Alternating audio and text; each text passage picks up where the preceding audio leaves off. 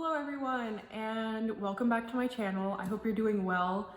Not gonna lie, I've kind of been on the struggle bus lately. It's the middle of the semester and I hate online school. And so I thought it would be fun to do a book haul to kind of get my mind off of school for a little bit. You know, talk about some books that I bought this past year.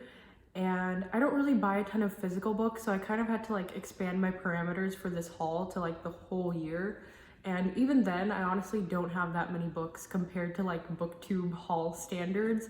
I only have like a little under 20. So yeah, I mostly read ebooks, but I think I have a really fun selection of a bunch of fantasy books, and there's a couple of non-fantasy books that I'm also really excited about. So thank you so much for watching. I hope you enjoy this video. Okay, so the first two books that I have that I wanted to talk about are by Robert Jordan, but they are not Wheel of Time books. So they are The Fallon Pride and The Fallon Blood by Robert Jordan.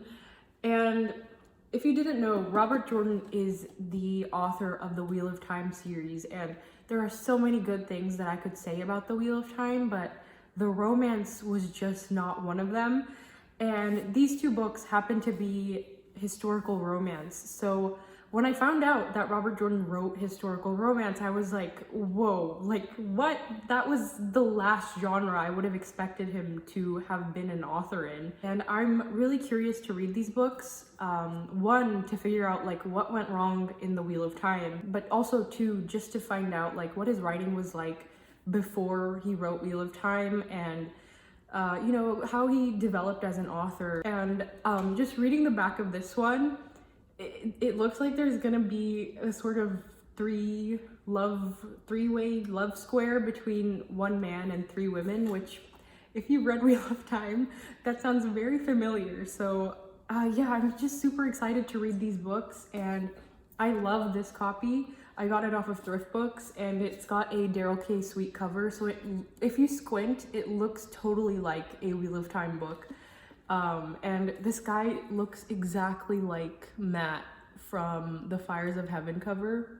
I don't know if you can tell, but yeah, I'm really excited to read these books. And just in general, I haven't read a ton of historical romance, so it should be interesting to branch out from fantasy and read a couple new genres. Since this haul will be like books from all of 2020, a lot of these I've already read, so I'm gonna do like little mini reviews of them as I go, just so it's not just a haul and like I don't have anything to say about the books. So with that being said, the next two books are books that I've already read, and they are Fool's Fate and Golden Fool by Robin Hobb. So these are the last two books in the Tawny Man trilogy. So Robin Hobb's Realm of the Elderling series is a little complicated, or it's not a little complicated, it's just kind of confusing because so she wrote a number of books that are all set in the same world, and some of them are direct sequels to one another, and then others are just kind of loosely related.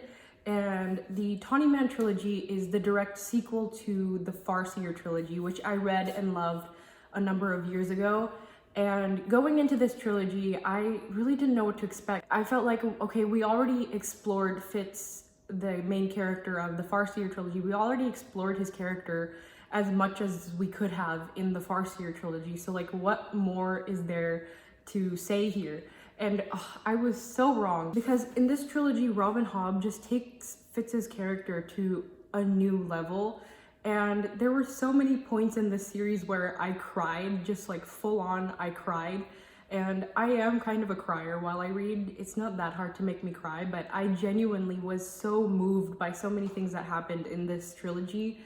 And I just think that Robin Hobb is unflinchingly honest in the way she writes. And honestly, certain aspects of this book in terms of world building felt really experimental. Like I have never read anything like it in other fantasy books. I think Robin Hobb with this trilogy really transcended my expectations, and which were already super high, but she somehow managed to exceed them. And I think that if you enjoyed the Farseer trilogy even a little bit, this trilogy will absolutely astound me. Okay, so next up, I have a number of books that need no introduction.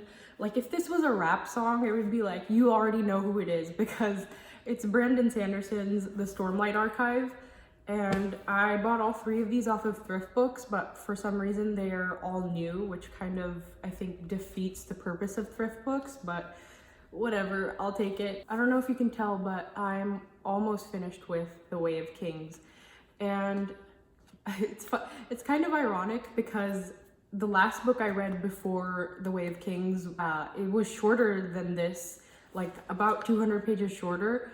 But I finished this book in like half the time it took me to read that book, just because I enjoyed this so much and I connected with the characters on such a deep level. I wasn't really expecting that. In particular, I really love Dalinar. I think he might be my favorite character so far anyways. And it's funny because when Dalinar was first introduced, I kind of found him boring.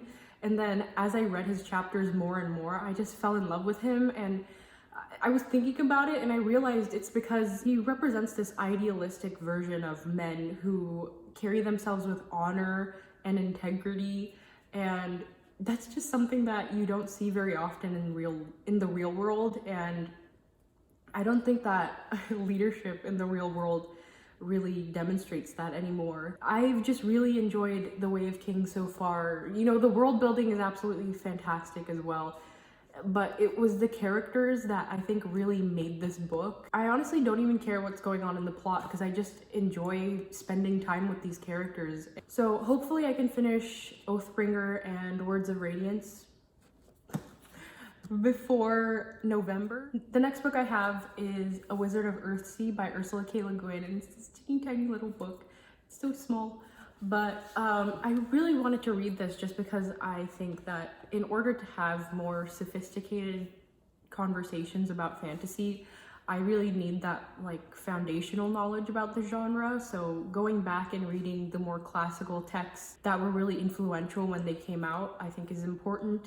And just in general, I think that Ursula K. Le Guin is a fantastic writer. I read her short story called The Ones Who Walk Away from the Omelas like years and years ago in high school, and I still think about that short story from time to time. And yeah, I feel like I could make a day out of this book and just read it in one sitting and really enjoy it. I also wanted to talk about My Year of Rest and Relaxation by Ottessa Moshfegh. This book isn't actually fantasy, but it's honestly so absurd that it might as well be. And so My Year of Rest and Relaxation is just one of the weirdest, most visceral novels I've ever read. And I genuinely feel like when I was reading it, I felt transported to the world that Ottessa Moshfegh creates. And it's set in New York in the early 2000s, and I couldn't imagine it being set in a different time period or in a different location. It just feels so intrinsically tied to that time and space. And so basically this book is about a woman who decides that she needs to sleep for an entire year. And she has a number of like traumas in her life that she kind of doesn't want to deal with, I guess. She wants to just sleep and be reborn as a new person. I feel like in the process of reading this book, I genuinely felt like a different person after I read it. Like, I don't know if it was a positive or negative change, but I felt different having read it. And I heard that Yorgos Lanthimos, the director of The Lobster, is going to be directing a movie of this, and I really hope that he actually does end up making that film, because I think his really offbeat, violent kind of storytelling would be perfect for a book like this. And if I had to choose a director to direct the film for My Year of Rest and Relaxation, he would probably be my first pick. Either him or Charlie Kaufman, I think, would do a good job of directing the book for this. If you're looking for a really transportive, fast read, this is definitely a good choice. So moving back to fantasy, the next book I have is Kushiel's Dart by Jacqueline Carey. So this is fantasy romance, which is not a genre I have a lot of experience with. Again, I don't read a ton of romance. I did start reading this, but I had to put it down because like the first few chapters are just info dumps. It's so annoying, and like the voice is completely passive, so it feels like I'm reading a textbook, which is not what I want to do when I read a fantasy book. I'm not looking to read a textbook. I do enough of that for school, so I wasn't really enjoying it, but like the stuff that was being info dumped was really interesting. So hopefully once the plot develops and we actually get into more active parts of the book, it'll be interesting. And I've heard a lot of people say that it is a very good series. So hopefully the rocky beginning is just kind of a one-off. And like I said, it's romantic fantasy, so it'll be nice to branch out from my regular sort of heroic adventure fantasy niche. All right, next up I have 2 standalone fantasies. So, oh wait, actually I don't think this is a standalone. No, it's not a standalone, but I have The Black Company and Tigana by Guy Gavriel K, which this is a standalone, I'm pretty sure. Oh, yep, it says a brilliant single volume epic fantasy.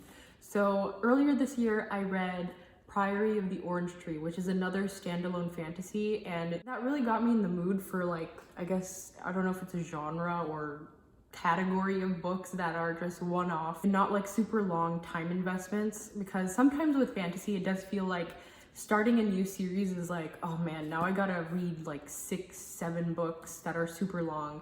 And so it's really nice to just be able to read one book and then, you know, have the whole experience and then be able to move on to something new. So with Tigana, I really don't know anything about it beyond that it is South Asian inspired. I haven't really read a ton of like South Asian inspired stuff, even though I am South Asian. So I was really interested in that as well. And so I already mentioned The Black Company, which is not a standalone. I don't know why I thought it was a standalone, but it's a series. And the reason I picked this one up was because I really liked The Night's Watch in Game of Thrones, and I wanted to read something that would give me like similar vibes to that. So this is a grimdark novel about a mercenary company, and I imagine that it will have that same sort of brotherly camaraderie between the characters, and I've heard nothing but amazing things about this. And whenever people talk about grimdark, they always mention this book, and I haven't read a ton of grimdark, and I really want to get into that sort of subgenre. So whenever someone finishes Wheel of Time and they ask for something similar to Wheel of Time in terms of scale, people always either recommend the Stormlight Archive or they recommend Malazan. So this is the first book of the Malazan Book of the Fallen. And I bought this because I thought it would be like the first book chronologically, and then I found out that there were prequels that I think didn't come out before this, but they're set like in world before the events of this book, which really annoys me because I always enjoy reading books like in order of like the in-world timeline.